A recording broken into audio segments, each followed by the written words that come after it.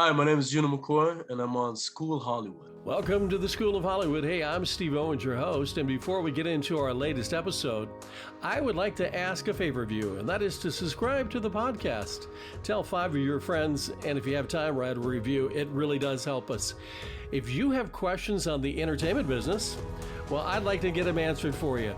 So go to School of Hollywood on Instagram, DM, and I'll see if we can get one of our guests to answer them for you. School is now in session. Hi, this is Steve Owens with School of Hollywood. And today I'm excited, Gino, that you are here because I found out you have not only the new producing side of you, but you also have a music background side of you that's been doing very, very well for yourself. Thank you. Yeah, I try to keep busy. I think on my music side, I've been doing it for quite a while, and that's what brought me out to Hollywood. And then it just happened to evolve into like film. So I'm recently signed to Sony for worldwide distribution, and I'm signed to BMG on the music publishing side. Fantastic. I just completed my first debut feature Hollywood film. So great. On the music side, you actually worked with one of the best in Hollywood, David Kirschenbaum. And what was that experience like? It was good, man. It was great working with David. I think I've known David for about 10 years, I think, a decade. Great. Did you work in digital or did you work in analog in the studio with him? Both. Which do you prefer? Depends on the song. If it's more a ballad and you want something a little bit with much more of a warm feeling, you go analog. Then I bet you used a Neumann for the microphone then. Probably U47. Yeah, we use Neumanns, we use everything. I remember there's a picture with me and David setting me up for vocals, and I had about 6 different microphones. So you got six different textures from it. So oh wow. Yeah, it's a technique we use, but I've used all different types of microphones. Neumann's really good. U57 is really good. I've used that one and everything else. Well, I instead of the 6 or 7 microphones, I think I would have gone with the Auto Tunes mic mod as a plug-in. Well, it's so funny. I was so against Auto Tune. I was like anti-Auto Tune for the longest time. But like sometimes it works. Sometimes it gives a different texture to it. Depends on the type of song. Like, I mean, if you're going into like an EDM song or something like that, maybe like use some Auto Tune for like some of the choruses. It gives a good blend to it. But I mean, traditionally, I have never used autotune because I'm classically trained. I'm a lyrical tenor, so, I mean, I sing. So for me, it's basically I've never really used autotune in the studio because I have a really good natural voice. So exactly. What do you think takes it to make a great record? Good songwriting, a good voice, and a good producer, and good musicians, like really good backing musicians. Like, I mean, like, my musical arranger, musical director was Greg Fillinganes, and he worked with Michael Jackson. So that helped a lot on my last few songs. Having someone like David or Greg, or now I'm also working with Charles Pierre, who used to work with London Beat. Having a good producer on board that knows music, that knows how to not only mix, but like plays instruments and knows music well, knows chords, knows vocally what to do with a voice, and knows exactly what the industry is going for right now helps a lot. So did you have to fight with the producer on your movie to get the songs that you wanted, or did he give in? Are you talking about the title tracks on my film? On your own film? Yeah. Well, I was a producer on my film. I know. I'm saying, yeah, did you have to fight with yourself? Yeah, I had to fight with myself a number of times to put the songs on, but like, but I think for me it was like what it's so funny because my album actually had songs that fit the particular scenes and fit them well. So sometimes you would have some artists or some music supervisors that would try to fit a particular song in a scene and it doesn't work. Well, I wasn't doing that. So for me, it was kind of like my music. I had so much different types of music because I'm so versatile. Because I don't like sticking to one genre. I like doing different genres. And that's one of the reasons why I never signed with a record label when I first came out to Los Angeles, because they wanted to push me in one direction and I wanted to be open. So it was tough for me to be with a label at that time because they're very one-dimensional at that time, going back 10 years ago. So for me, I really appreciated the fact that I was a producer on this movie as well, and I was also the director, and played even a role of a music supervisor because I'm the one that slotted the music in the particular scenes because I knew exactly what would fit in those scenes and fit well. So it's very Perfect. important because music and movie put in the right music and the right score in particular scenes in the movie is very important. Absolutely. I actually did music supervision on one of Adam Sandler movies. Oh, nice. It's very, very important in it. So tell me, what's the name of your new movie and what's it about? Lumina. It's Latin for the lights, and it's about a young playboy who's in love, who gets his love of his life taken away from him, basically abducted by aliens. And he goes down this whole rabbit hole of conspiracy theories and, goes into depression. And his friends come in and try to get him out of it. And they go looking for her and they get in a lot of trouble. That sounds interesting. And you shot it in Morocco of all places. Why Right. Morocco? Well, at first I was going to shoot it in Malta Okay. because our producer and our good friend is Maltese, and he's also produced on the project with us, David Seychelles. And he is a very good friend of my mom and very good friend of the family. And he's also an investor and entrepreneur. And my mother worked at RBC, so she worked in finance. She was a director at RBC in Canada.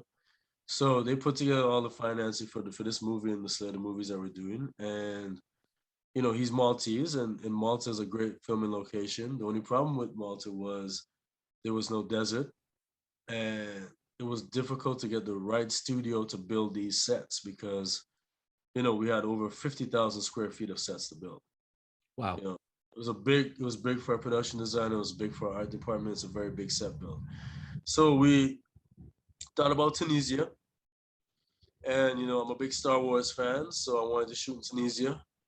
And Tunisia didn't have the stage available at that point in time. We were going to use a convention center over there to shoot, and it wasn't available for when we were supposed to shoot. So I had to look at Morocco, and Morocco has a very rich cinema history.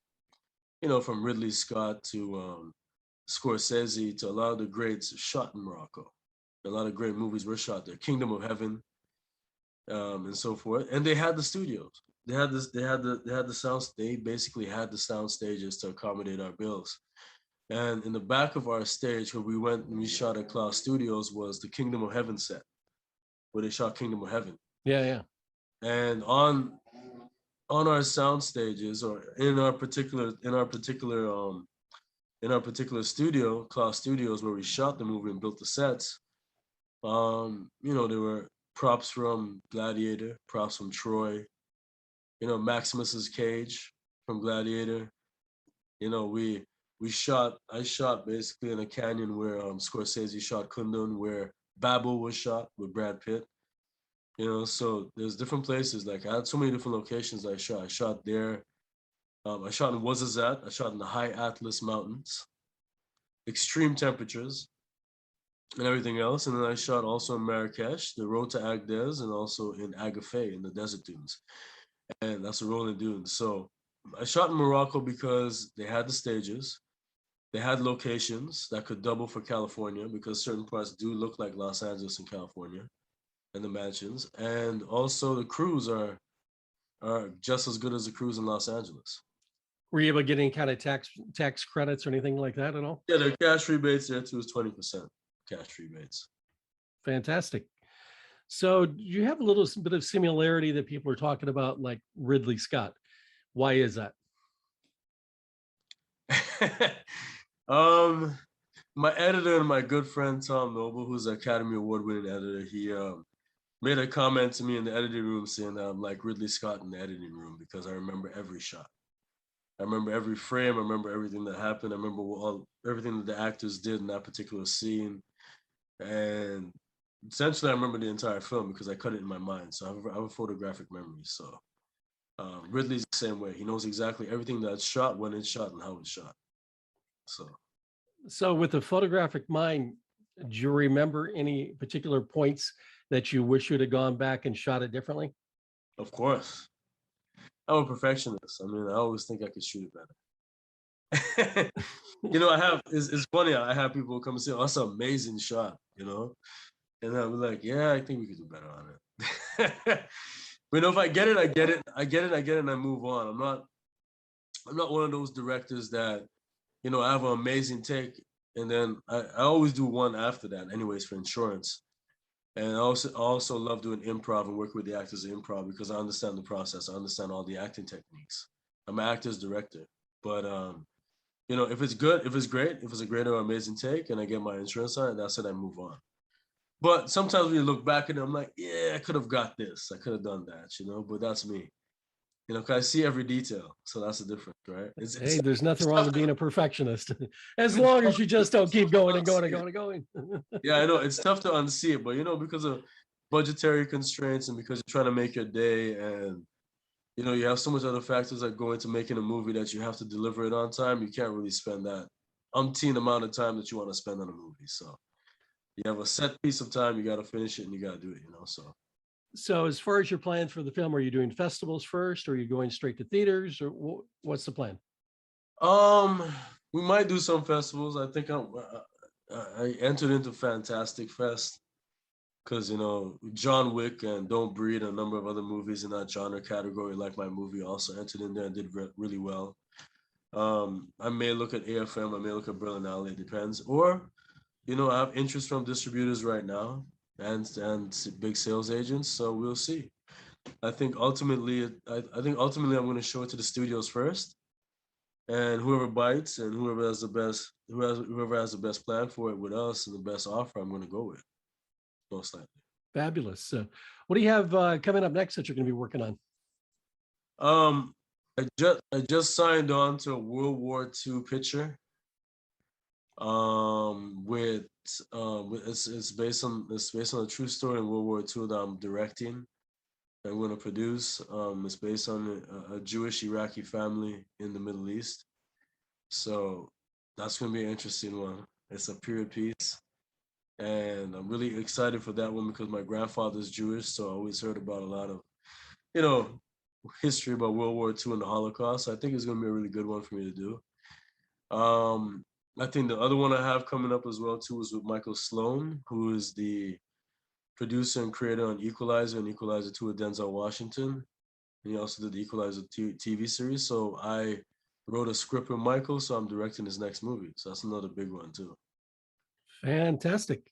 What advice would you have for a new director producer since you just completed your first one? What pitfalls to watch out for, and where to cut corners? Um, I would say don't trust everybody in the industry. That's the first thing. Second thing I would say is research everything to death. Um, Understand the industry, understand the business, understand exactly every facet of it. What a casting director does, what the producers do, what sales agents, what distributors look for, what your camera team does, what your DP does. Research cinematography, research editing, how to go about the editing process, how to go about the entire production process in terms of production management, schedules, budgeting, and make sure you research everything to death before you get into it because you know even when you're well researched, you still learn every day in this industry.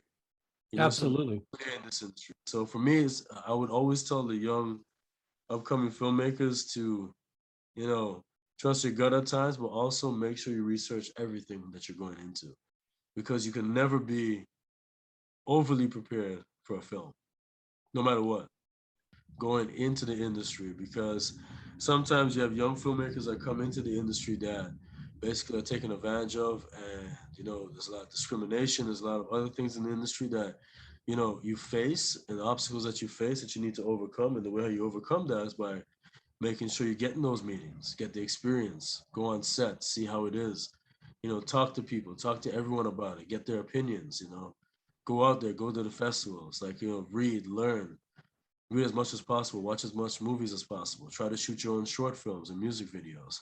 I think that commercials, music videos, and short films really help a filmmaker in terms of learning the process, learning how things work, go and shoot a short film or a music video in the non-union world and see how that works compared to union.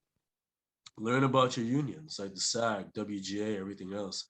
That's what I did because I come from like I graduated from University of Toronto, so I have my degree from there. So I went and got my post-secondary education, and from Canada, and even that that helped me prepare to research and really get myself prepared for film because it's a marathon and it takes a community to do it too. And you have to have people that really trust it and people that you can collaborate with in order to get that film done. And it's very important to have trusted individuals in your heads of department. That's what I would say to young filmmakers because they help make your film.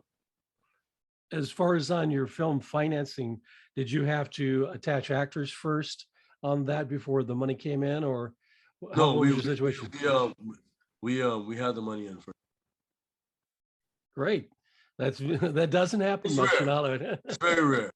It's very rare. So, But that's a luxury. That's a luxury of having a mother that's a former you know, she senior executive of Royal Bank of Canada, director of Royal Bank, who was one of the top in charge there and had connections in the industry. But also it helps the fact that I am a visionary filmmaker and that I'm very creative. So I mean, and I had great ideas. So the script was a really great one. So I think having that content. I know it's very difficult these days to actually get something financed and also to do it during COVID.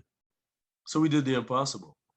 We shot and completed a film during the height of COVID, with so many other films shutting down in Hollywood. So many of my other fellow filmmakers that were on films, with the big studios that got shut down, but we still completed and shot this film. So I mean, it took a lot of you know faith, believing in God, and working hard and never giving up. And that's another thing I would also tell young filmmakers too: is never give up. No matter what they tell you, no matter what people say to you, you're going to get the most criticisms. You're going to face a lot of things, discrimination, like, people doubting your ability. And I think, you need to overcome that and realize that, if God set out a path for you, you need to stay on that path and complete what you're doing because that's what we did. And I was actually the first filmmaker to shoot a sci-fi film in Africa and build the biggest sci-fi sets in Africa. oh, that's amazing. And congratulations on that. Yeah, and the Moroccan news covered me in terms of because I made history. I didn't even know I made history till they told me afterwards that I did it because no other filmmakers would endeavor to do that because most sci-fi films are shot in Europe. One was shot in South Africa, District 9, was mostly exterior sets. No interiors were built. Like we shipped over vacuum form and stuff over there to build these sets from the US. And we built them. And it was the first time it's ever been done in Moroccan cinema history. And it's the first time it's ever been done in African cinema history. And like saying, just so many big filmmakers have shot in Africa, but they never built sci-fi sets the size that we did, and that I envisioned. So I mean, something I guess I was really happy that I did. I was a part of history, and I think that's another thing I'll tell people too. Don't ever say, or young filmmakers, don't ever think that if someone says it's impossible to do that, you can't do it. I think anything's possible. Anything you put your mind to is possible. Like years ago, people would say, "Oh, why don't you shoot this in the U.S. or Canada or Europe, UK, Australia, New Zealand, where most of the sci-fi stuff is shot?" No one ever thinks about shooting sci-fi in Africa. So I think what I did was I broke that barrier, I think. That is awesome. Where can people find you on social media? On Instagram, they can find me on Gino McCoy, GINOMCKOY. Facebook is the same thing. And also, they could also go to the website, luminamovie.com. And also, Lumina Movie is also on Instagram as well. It has its own page for the movie. Thank you so much, Steve. It was a pleasure to be on. Thank you so much for having me. I know it was a pleasure. Yeah. And I hope it helps some young filmmakers because, coming from live experience and going through that, I hope it will help them in terms of their career path. Well, I hope you gained some good insight in today's latest episode of School of Hollywood. If you haven't listened to the previous episodes, please do so now or subscribe to the podcast and get the latest updates when we release them. If you have any questions about Hollywood you'd like answered, DM us at School of Hollywood on Instagram. Keep following your dream.